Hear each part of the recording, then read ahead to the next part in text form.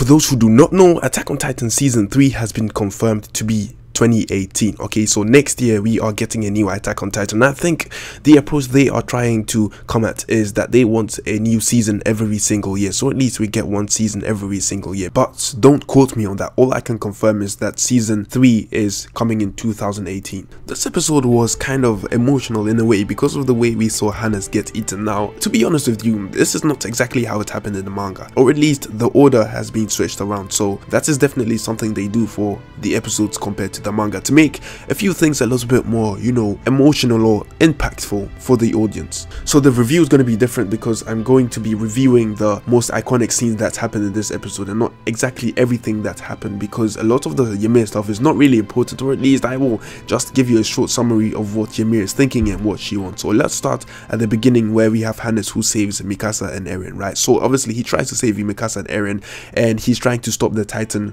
who ate Eren's mother. And the thing that Hannes says is that, what are the chances that you get to redeem yourself, right? So he's trying to redeem himself. And the thing about Hannes is that he is part of the garrison regiment, and the thing about every single regiment within the walls is that they are not really experienced, or at least the majority are not experienced with dealing with Titans, right? So that counts for a lot of the military police as well as all these other regiments within the walls, and Hannes is one of the people who is not experienced with taking down Titans. So it's really simple. If you are in the survey corps, then you are patrolling outside the walls, or at least dealing with Titans, so you will have some kind of knowledge on how to deal with Titans. And if you are not from the survey corps, or at least you have not had any experience and are working from within the walls, your chances of taking down one Titan is close to nothing. So Hannes charges in, and from what he is doing, I can tell he is really struggling to take down one Titan. I mean, if it was Mikasa, she would have done it already. If it was Levi, they would have done it already. But the thing is, they are prodigies, so they would easily take down a Titan. But for a regular person to take down a Titan, it should not even take that long. So the fact that Hannes was taking this long was really giving me doubts that he would be able to take down the Titan. And regarding his death, there is a lesson which is learned within this if you look really deep. Now, the thing about Hannes is that he believed he was going to take down the Titan, so he had a lot of willpower, but he did not have the skill or ability to do so, and that ended him in the Titan's mouth, thus killing him, right? So basically, this is all a lesson that Attack on Titan is trying to teach, that real life is cruel no matter how you look at it. Now, we have people out there who think the world is all sunshine and rainbows, but that is not the case if you take a real good look, because the world is cruel, and if you are not strong enough, it will crush you. So obviously we had Eren vs Annie back in season 1, and Armin stated that willpower is not good enough in order for Eren to win the fight against Annie. And we also had the flashbacks from Mikasa, who was saying that the world is cruel yet beautiful. So the lesson here is that sometimes, even if you want something so bad, that doesn't necessarily mean that you're gonna get it, or at least that doesn't mean that you can get it just by willing it. Sometimes you need to put in the effort, and you will then achieve your goal as long as you put in the effort, or at least if you have the skill or your goal is realistic. As for those who see the world as sunshine and rainbows, you are looking at it from one angle, and Mikasa saw it from both angles, and that is why she said that the world is cruel yet beautiful. The funny thing is that the creator of Attack on Titan, Hajime Isayama, actually tried to submit his work to Shonen Jump, but they did not like his work because, first of all, apparently his drawings were bad, and second of all, or at least one of the reasons, was because his characters were not funny or did not have the whole stereotype of Shonen Jump of the main characters being stupid, as well as the whole can-do attitude, which is not realistic. But Hajime Isayama actually wanted to include real-life elements within his story, and that is why Attack on Titan is one of the most impressive anime out there. So Hannes had the whole can-do attitude, and the thing about that is that it was not realistic since he did not have the ability to take down a Titan, and he ended up dead. So that is a lesson to all the people who are watching the anime, to at least have a realistic goal as well as the ability to do so, because without both, your dream is just a failure. Hannes gets eaten, and we have Eren breaking down, because think about it,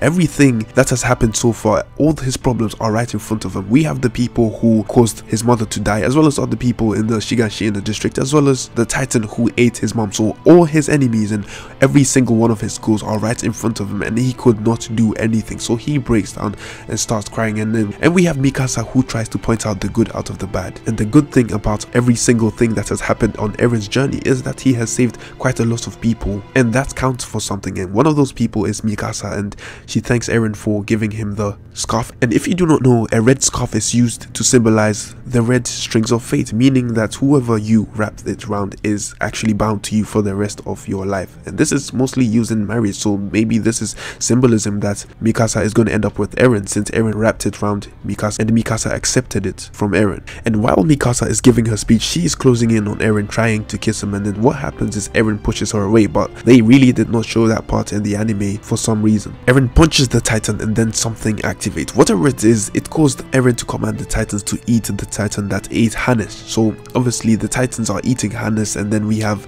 Eren who quickly grabs Mikasa because she is injured and cannot walk or do anything. So basically she's immobile and they are running away. We have Reiner who sees Eren getting away. He tries to chase Eren, but then Eren uses the power again, and Reiner says out of all the people who have it, Eren is the worst person to have it because of what he is doing. So obviously Reiner tries to snatch Eren, but then all the Titans get onto him. So definitely this power is very useful. And if you look at the pose which Eren was standing in, it is the same pose that was in the poster. So in a way the poster was a big spoiler as to what would happen in the end, but then people, or at least the anime only watchers, did not notice this. So the Titans are attacking Reiner and Berthold. We have Ymir who has her last moments with Historia, right? So she touches her and just tells her that she is sorry, pretty much. That is what she says, and then she returns to Reiner and Berthold trying to help them out because she hears them and she wants to be the one who hears them, right? Because Berthold said, someone please find us, right? So Ymir, being the person who wants to help everyone at once, wants to help Reiner and Berthold, and she goes on to help him, and at the end we find her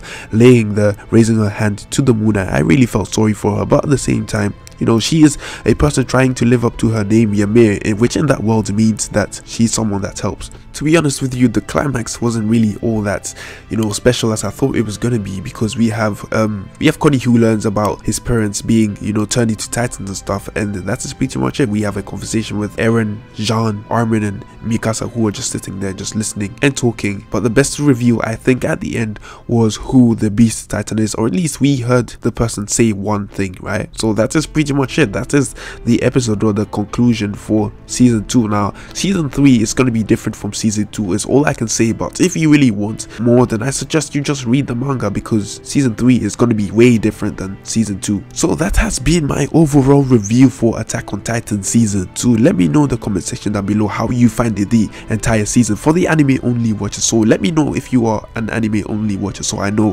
what your opinions are in terms of the entire season. And with that being said, I have nothing more to say. Bye.